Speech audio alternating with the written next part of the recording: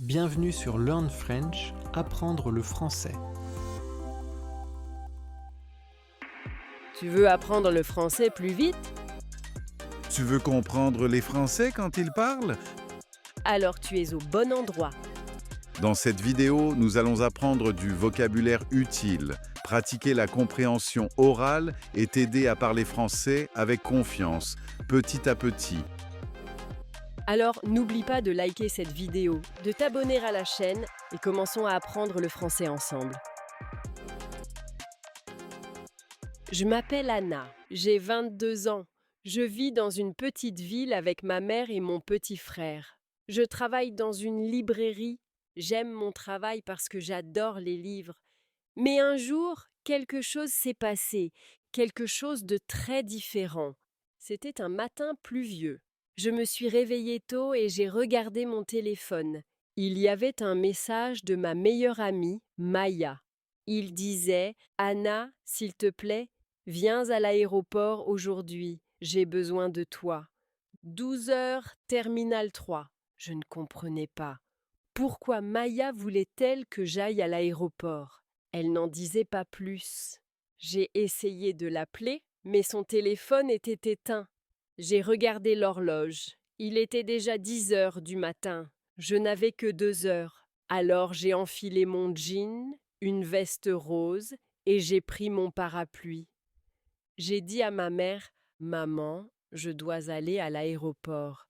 Maya a besoin d'aide. » Ma mère a paru inquiète, mais a dit « Sois prudente, Anna. » J'ai pris le bus. Il faisait froid et humide.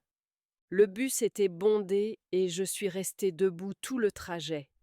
Je n'arrêtais pas de regarder par la fenêtre. Le ciel était gris et j'apercevais des avions au loin. Finalement, je suis arrivée à l'aéroport. C'était très grand et bruyant. Les gens couraient, parlaient et transportaient des sacs. J'ai cherché le terminal 3. J'ai mis 10 minutes à le trouver. Mais quand je suis arrivée, Maya n'était pas là. J'ai attendu 10 minutes, 15 minutes, 20 minutes. Toujours pas de Maya. Je me sentais nerveuse. J'ai regardé autour de moi. J'ai vu une fille assise près de la fenêtre. Elle avait une valise et pleurait. Je me suis approchée d'elle lentement et j'ai demandé « Est-ce que ça va ?» Elle a levé les yeux. Ses yeux étaient rouges. Elle a dit « J'ai raté mon vol. Je ne sais pas quoi faire. » Je me suis assise à côté d'elle. Je m'appelle Anna. Est-ce que je peux vous aider? Elle m'a dit qu'elle s'appelait Sarah. Elle venait d'une autre ville pour voir son père. Mais elle était en retard et l'avion était déjà parti. Je lui ai donné une bouteille d'eau de mon sac. Nous avons parlé. Elle était gentille et elle a dit « Vous êtes une bonne personne. Merci. » Soudain, j'ai reçu un appel. C'était Maya. J'ai décroché rapidement. « Anna, où es-tu » a-t-elle demandé. « Je suis au terminal 3, je t'attends. » Maya a dit « Oh non, je voulais dire le terminal 2. Je suis ici et j'ai peur. S'il te plaît, viens vite. » J'ai dit au revoir à Sarah et j'ai couru vers le terminal 2. Mon cœur battait la chamade. Quand je suis arrivée, j'ai vu Maya assise par terre. Elle pleurait aussi. « Maya !» j'ai crié. Elle a levé la tête et a couru pour me serrer dans ses bras. « Anna, je ne savais pas qui appeler. J'ai si peur. » « Que s'est-il passé ?» j'ai demandé. Elle m'a annoncé quelque chose de choquant. Je crois que quelqu'un me suit. J'étais surprise. « Qui? Pourquoi ?» j'ai demandé. « Je ne sais pas, » a dit Maya. Dans le bus pour l'aéroport, j'ai vu un homme qui m'observait.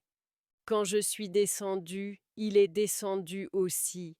J'ai couru à l'intérieur et j'ai essayé de me cacher.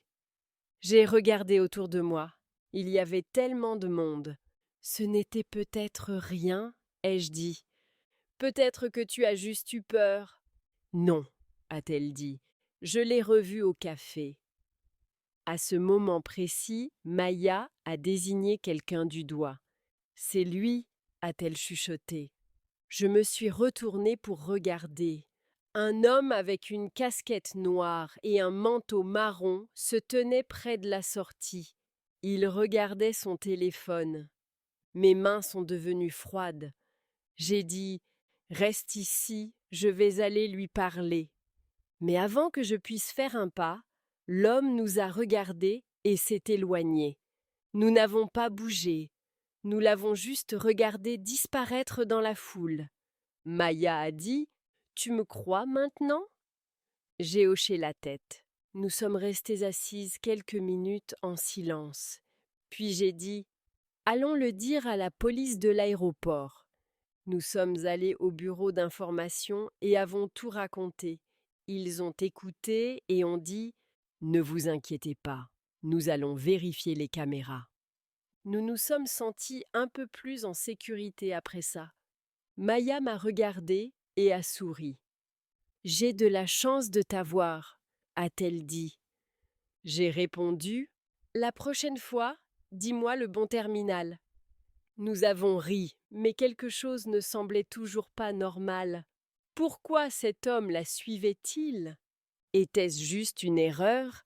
Ou se passait-il autre chose? J'ai regardé Maya et j'ai dit « Rentrons à la maison, mais nous devons être prudentes. » Elle a acquiescé. Nous sommes sortis ensemble. Il pleuvait toujours. J'ai ouvert mon parapluie. Nous sommes montés dans un taxi.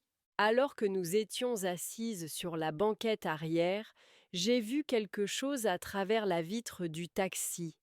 Un homme, une casquette noire, un manteau marron. Il nous regardait à nouveau. Le taxi a démarré. La pluie frappait les vitres. Maya était assise à côté de moi, me tenant la main. J'ai de nouveau regardé par la fenêtre. L'homme à la casquette noire se tenait sous un arbre. Il observait notre taxi. Mon cœur s'est mis à battre plus vite. « Maya », ai-je murmuré, « il est toujours là. » Il nous a vus partir. Maya a regardé dehors. Elle l'a vu aussi. Ses yeux se sont agrandis de peur. « Tu penses qu'il va nous suivre ?» a-t-elle demandé. « Je ne sais pas », ai-je dit. « Mais nous n'allons pas à la maison. Nous devons être intelligentes. » J'ai dit au chauffeur « Monsieur, pouvez-vous nous emmener au centre commercial principal, pas à la maison ?» Il a répondu « D'accord ». Le chauffeur a changé de direction. J'ai regardé derrière. Une voiture noire a tourné après nous. J'ai senti un frisson. « Maya, cette voiture, elle est derrière nous. » Maya a regardé en arrière. C'était le même homme, il conduisait. « Pourquoi fait-il ça ?» a-t-elle demandé. « Je ne le connais même pas. » Je n'avais pas de réponse. Nous sommes arrivés au centre commercial. C'était grand, animé et plein de monde. Nous sommes rapidement sortis et sommes entrés. L'homme ne s'est pas arrêté. Il s'est garé et nous a suivis. Nous avons marché vite. Nous sommes entrés dans un magasin de chaussures, puis dans un magasin de vêtements. Il continue de nous suivre, a dit Maya. Je lui ai pris la main et j'ai dit « Nous devons trouver un agent de sécurité. » Nous avons trouvé un agent de sécurité. « Monsieur, ai-je dit, un homme nous suit. Aidez-nous, s'il vous plaît. » L'agent a pris un air sérieux. « Pouvez-vous me le montrer ?» Nous avons désigné l'homme du doigt. L'agent s'est approché de lui et a demandé « Monsieur, pourquoi suivez-vous ces jeunes filles ?»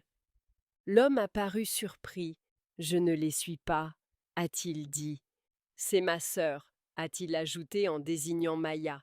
Maya a reculé. « Quoi, vous mentez ?» a-t-elle crié. L'agent a dit « Vous allez devoir venir avec moi, monsieur. » L'homme a essayé de s'enfuir, mais 2 autres agents sont arrivés et l'ont arrêté. La police a été appelée. Nous nous sommes assises et avons attendu. Une gentille dame nous a apporté du thé. Maya tremblait. J'ai passé mon bras autour d'elle. La police est arrivée. Ils nous ont posé beaucoup de questions. Ils ont aussi vérifié les caméras du centre commercial. Après un certain temps, un officier est revenu et a dit « Vous aviez raison, il vous suivait depuis l'aéroport. » « Pourquoi faisait-il ça ?» ai-je demandé. L'officier a dit « Il avait des photos de Maya sur son téléphone. Il avait aussi son nom et son adresse. » Maya avait l'air choquée. « Mais comment? Qui est-il » La police a dit « Nous vérifions encore, mais il pourrait s'agir d'un détective privé. Quelqu'un l'a payé pour vous suivre. » Maya a murmuré « Non, ça ne peut pas être lui. » Je l'ai regardé. « Qui ?» ai-je demandé. Elle a baissé les yeux. « Mon ex-petit ami. J'ai rompu avec lui le mois dernier.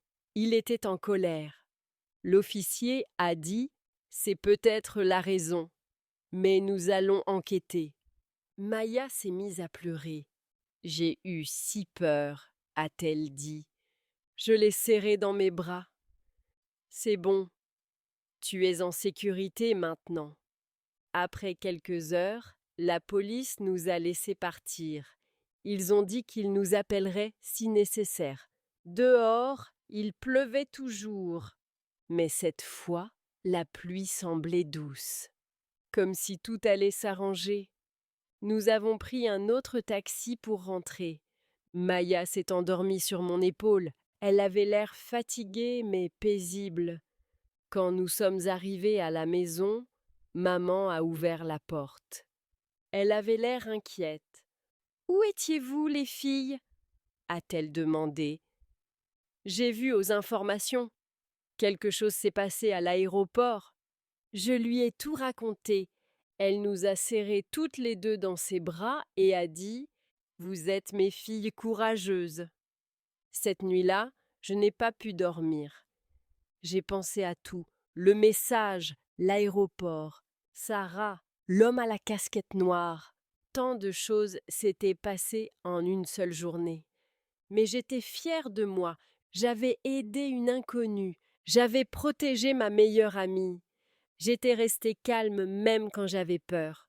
Une semaine plus tard, quelque chose de touchant est arrivé. J'étais à la librairie en train d'aider un client.